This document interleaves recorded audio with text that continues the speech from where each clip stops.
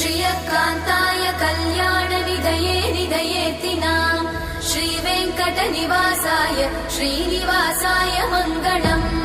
लक्ष्मी सविभ्रमालोकसुभ्रूविभ्रमचक्षुषे चक्षुषे सर्वलोकानां वेङ्कटेशाय मङ्गलम्।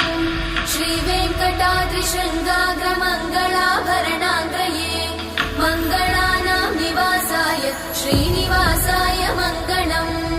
सर्वावयव सौन्दर्य सम्पदा सर्वचेतसां सदा सम्मोहनायास्तु वेङ्कटेशाय मङ्गलम्।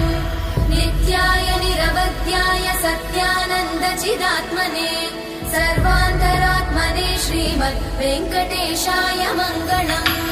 स्वतः सर्वविदे सर्वशक्तये सर्वशेषिने सुलभाय सुशीलाय वेङ्कटेशाय मङ्गलम्।